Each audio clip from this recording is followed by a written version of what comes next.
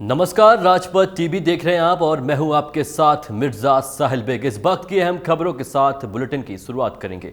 उत्तराखंड के पूर्व सीएम हरीश रावत नैनीताल से आपदा प्रभावितों लोगों से मिलने पहुंचे हैं, जहां उन्होंने कहा है कि सरकार को इस क्षेत्र को आपदाग्रस्त घोषित कर देना चाहिए। साथ ही उन्होंने ये भी कहा है कि अगर यहां की सरकार ने 10 दिनों में राहत बचाव के कार्य पूरे नहीं किए तो कांग्रेस अनशन पर बैठ जाएगी। सरकार अगर इतने से भी नहीं मानी तो फिर धरना प्रदर्शन में बैठेंगे। बता दें कि पूर्व CM Harish Rawat rice hotel भूस्खलन प्रभावित क्षेत्र के लोगों को हाल जानने पहुंचे हैं और जहां उन्होंने कहा है कि राज्य सरकार का आपदा तंत्र और संवेदनशीलता दोनों की शून्य हो गई है।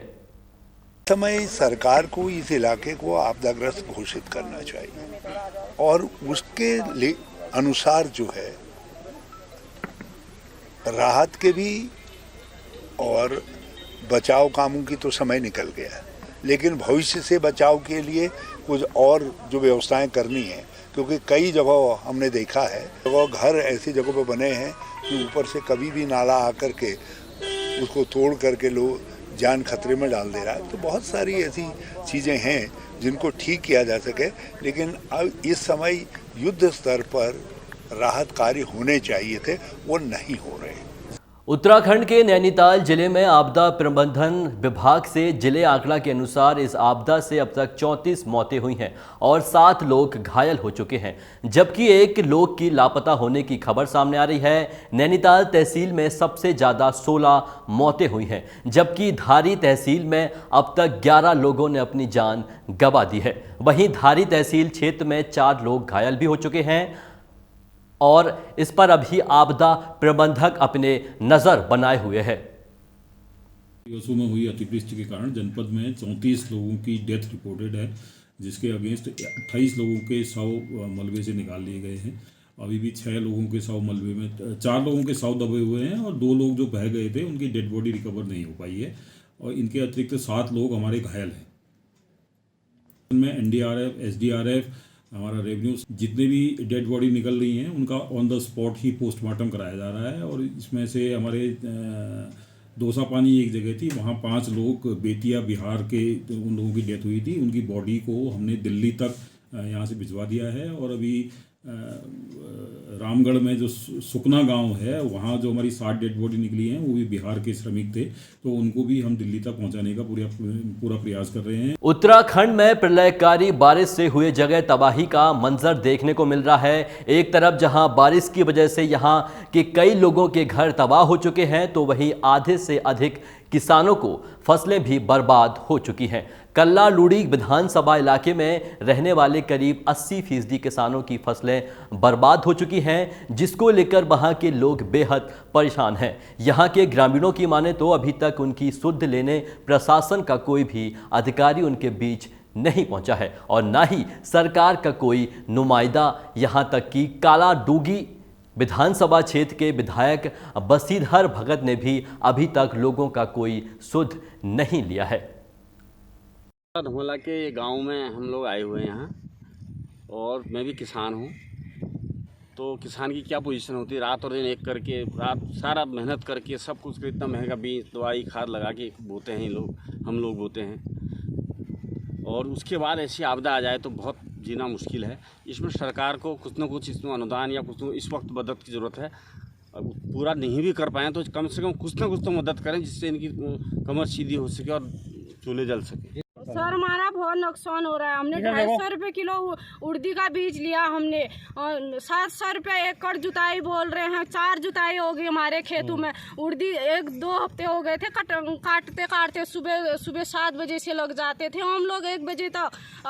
लास्ट में देखो पूरा खेत बह के चले गया हमारा जी। कोई नहीं आए, एक पाठक जी आए हमारे यहाँ, बस हो गया। वो भी घर पे आए थे, किसी ने नहीं। आप लोग आए हो, कोई नहीं आया हमारे घर पे। सरकारी कर्मचारी कोई नहीं आया। आज आए हो आप लोग, कोई जननेता कोई नहीं आया। बंशीधर भगत जी भी बोलते हैं हम ये है वो है, कोई नहीं आया हमारे यहाँ पे। उत्तराखंड में 18 अक्टूबर को आई आपदा को लेकर हल्द्वानी और कुमाऊं कमिश्नर सुशील कुमार ने प्रेस वार्ता की है, जहां इन्होंने प्रेस वार्ता करते हुए इस आपदा से हुए नुकसान की जानकारी दी है। वहीं मीडिया से बात करते हुए कमिश्नर सुशील कुमार ने बताया कि कुमाऊं में अब तक 61 लोगों की मौत हो गई है और 4 लोग लापता बताए जा रहे हैं, जबकि आपदा सहित अलग अलग घटनाओं में 36 लोग घायल हो चुके हैं, जिनका रेस्क्यू कर इलाज कराया जा रहा है।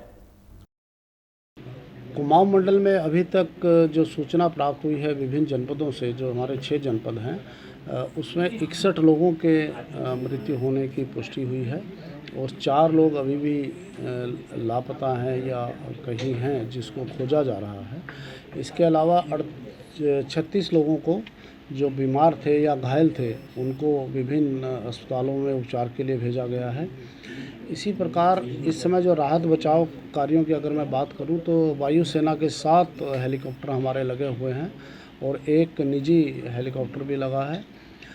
उसके अलावा एनडीआरएफ की 12 टीमें, एसडीआरएफ की 10 टीमें, सेना की 3 यूनिट्स और पुलिस के 1500 जवान और राजस्व विभाग और अन्य विभाग सब राहत और बचाव कार्यों में लगे हुए हैं। कांग्रेस पार्टी के प्रदेश अध्यक्ष गणेश गोदियाल का एक विवादास्पद बयान सामने आ रहा है। दरअसल कांग्रेस पार्टी के प्रदेश अध्यक्ष नैनीताल पहुंचकर मीडिया से बातचीत की। इस बीच उन्होंने कहा है कि वर्ष 2013 की आपदा में विफल रहने पर तत्कालीन सीएम का हाई कमान ने बाहर का रास्ता दिखाया था। आपदा को लेकर उन्होंने कहा है कि आपदा प्रभावित लोगों का बहुत बुरा हाल है, उनका सब कुछ खत्म हो चुका है। वहीं गोदियाल ने कहा है कि आपदा से प्रभावित लोग बड़ी उम्मीद से कांग्रेस की तरफ देख रहे हैं। बहुत बुरा हाल है, बहुत बुरा हाल है। लोगों के घरों में जितना राशन पानी जो कुछ था, कपड़े लत्ते सब बर्बाद हो चुका है। हम आदरणीय हमारे पूर्व मुख्यमंत्री जी और हम अभी जहाँ से आ रहे हैं, लोग बड़ी उम्मीदों के साथ कांग्रेस की तरफ देख रहे हैं। बतेरी जगह पे लोगों ने कहा कि साहब ये 2 महीने का समय कैसे कटेगा इस सरकार से। लोग परेशान हो चुके हैं और जिन्होंने अपना सब कुछ गंवा दिया है, ऐसे लोगों को अगर सरकार तात्कालिक राहत न दे सके तो इस सरकार का काम क्या है। आपदा के समय 2013 में जब आपदा आई थी उस समय भी कुछ गलतियां हुई थी और उसका परिणाम ये हुआ कि उस समय के हमारे कांग्रेस के जो शीर्षस्थ नेता थे, मुख्यमंत्री थे, हमारे हाईकमान ने उनको बदलने का काम किया, इतना हार्ड निर्णय लिया। क्या हम उम्मीद कर सकते हैं भारतीय जनता पार्टी के केंद्र में बैठे हुए लोगों से कि इन्हें दंड दें?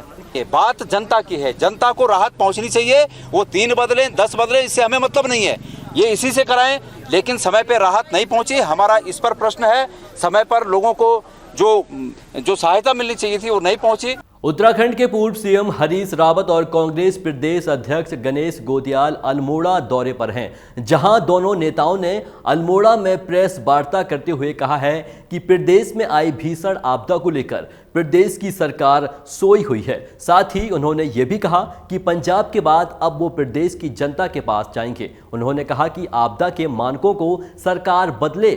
वही कांग्रेस प्रदेश अध्यक्ष गणेश गोदियाल ने कहा कि भाजपा से लोग कांग्रेस में आना चाहते हैं। इनको 2 तरीके के कदम उठाने चाहिए। एक कदम तो जो है उत्तराखंड को, अब ये तो है ही नहीं ना, ये तो चला चली वाले हैं, किसी दिन भी अब ये जो कह रहे हैं वो खाली कह रहे हैं, उसको ज़मीन पर ये खुद ही नहीं उतार सकते, उसकी शुरुआत भी नहीं कर सकते, क्योंकि ये जो आखिरी 2 महीने हैं आचार संहिता से पहले के, उसमें कुछ होने नहीं जा रहा है, केवल गाल बजा सकते हैं। तो ऐसी स्थिति के अंदर ये एक काम कर सकते हैं कि जो फौरी सहायता है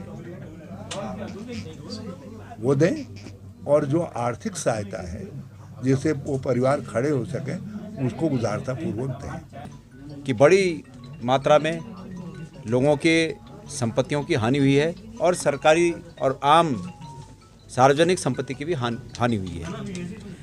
हम कांग्रेस परिवार के रूप में मैंने अपने सभी कार्यकर्ताओं को, सभी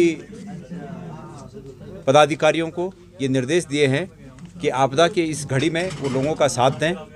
और स्वयं मैं कल जब उधम सिंह नगर गया था और वहाँ पर हमने महसूस किया तो आदरणीय रावत जी ने मुझे आदेश किया कि भाई हम लोगों को कुछ करना चाहिए। तो मैंने उसी टाइम में वहीं पर अपनी तरफ से भी 50,000 का चेक कांग्रेस कमेटी को वहाँ पर दिया कि आप लोग इसको आगे और इकट्ठा करके लोगों की मदद करें। अभी के बुलेटिन में बस इतना ही। देखते रहिए राजपथ टीवी। नमस्कार।